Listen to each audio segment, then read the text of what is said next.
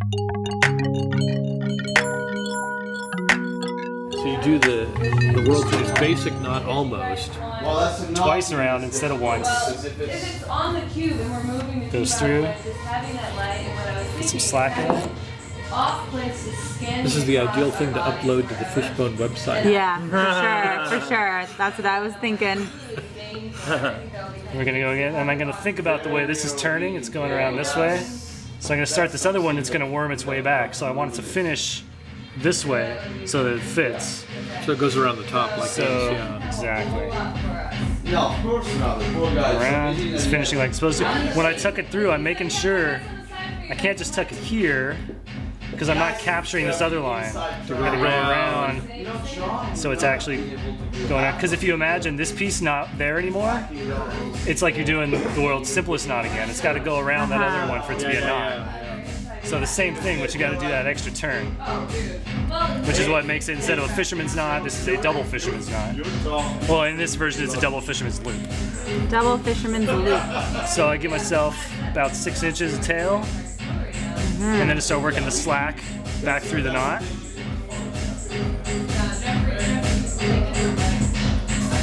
Then your loop gets a little big, so now you gotta work your loop smaller.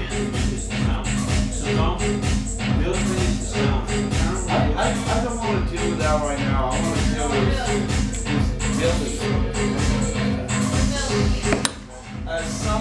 That's my favorite part. Fabulous. There you go. Great. Nice, yeah. So that is our knot for rigging to aerial equipment. Yes? That is This is a There it good one. is. There's a lot that'll work. The 88 will work. But this is what you suggest. This is what I like because it's sort of out of the way and there's less sort of features on that you can potentially snag on. With Uh-huh. the 8, sometimes depending on how it sits, it'll probably flatten out with this much load, but it can get to a place where maybe it can get featured.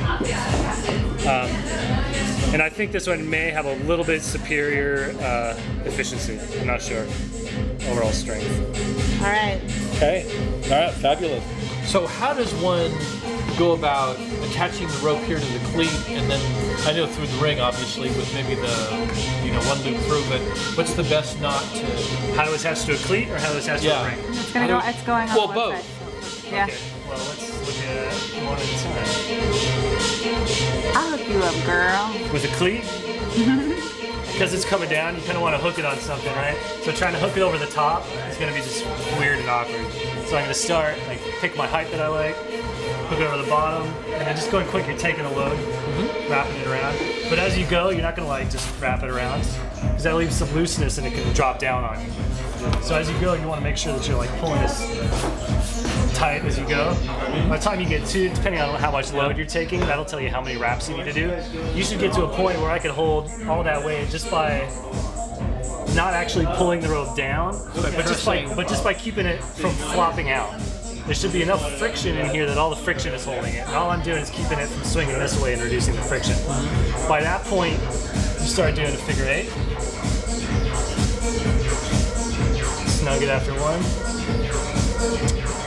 You can do the bottom on a figure 8, and then the trick is for the last one. If I were going to just finish this figure 8, if you go across this way, this would be on top. What I want to do is do this same loop, but I want this to be underneath. Oh, so you. So flip it that way, And then pull, and then. it's captured under. Okay, yeah. Or if you really, because this is stiff line, Yeah. the stiff line doesn't fold over and squinch up as much. Yeah. You may even want to do that twist on the bottom and on the top. Do it twice in a row. Just because this type of line will slide out a little bit more.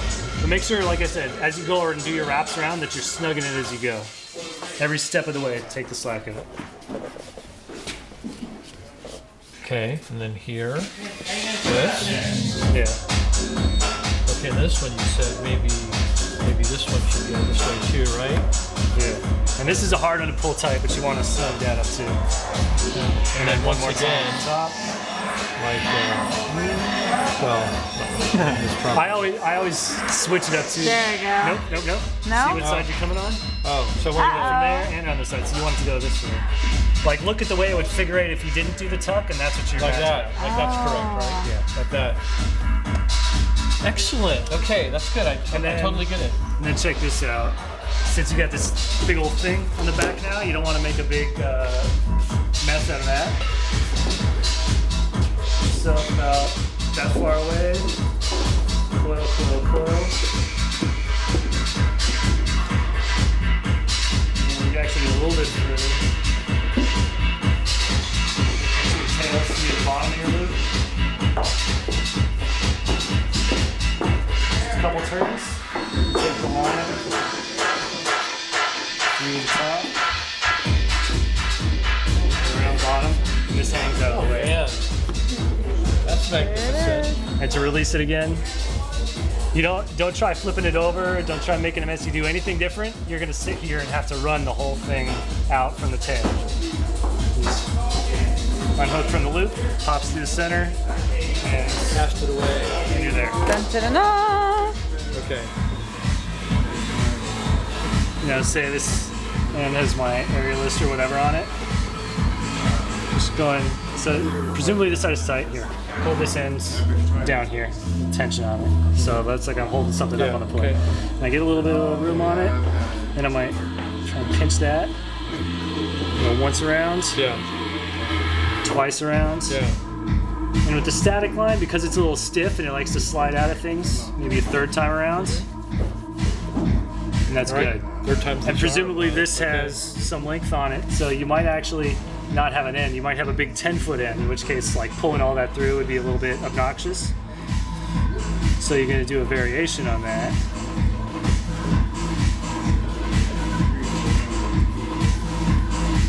Where, let me slide more length through. So now I have this long end, I don't wanna pull all of this through there. I'm just gonna fold it over. And I can pretend this bite is a tail. Okay. Tension on it. Yeah. So you pull a bite, round once, round twice. In this instance, I don't really have enough to do a good third. It's a little bit short. Most of the time, 2 is fine. This rope is a lot squishier. This is set, and this would be like just totally steady as it is. Just like I said, this is a stiffer, so it's not going to want to make those turns. So it's going to be more loose. So the third time will help. Yeah. And then, because you have this loop, remember how when we coiled this up afterward, Yeah. we made a loop in here and we Yeah. pulled it through that center? Here, I can just coil up the line, and instead of making a loop here, I just take this loop that's already there, and I use it the same way to hold my coil. And that also prevents your tail from being able to work its way out, because it has like a stop on it. added But bonus. mostly it keeps the dead end of the line out of the way. Okay. So would that be, like, let's take the case of when we have let's say we're distributing the load, right? So there's this line, this ring is supporting one of those guys. Yeah. Okay. So this thing is like floating here. It's floating in space, yeah, and then we're connecting from line from this cleat through here, what's the best kind of knot to make here? And is it this kind of thing, the same kind of deal here? Well, I mean, best of all, you notice that these cleats have holes through the middle of them. Yes. So maybe just a knot on the other side? At the other end of that, what's coming down.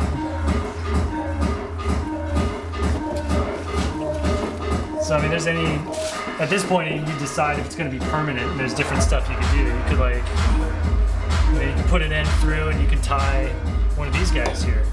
You go through the ring and tie another fisherman's loop on this side, or whatever you want to do. Oh, okay. Just to decide whether it's going to be permanent or not is the deal. Yeah. Really. Or you can do basically like the double half hitch thing that I showed you, that we just did on this line. Okay. You can do something like that here as well.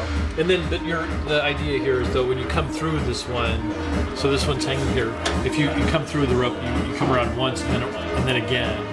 So you do the at least one loop through. Yeah. So Like that kind of thing. I'm yeah. doing this. Yeah. So as the load, you hold the ring. Yeah. Because it's doing those extra turns around, it's getting all that friction.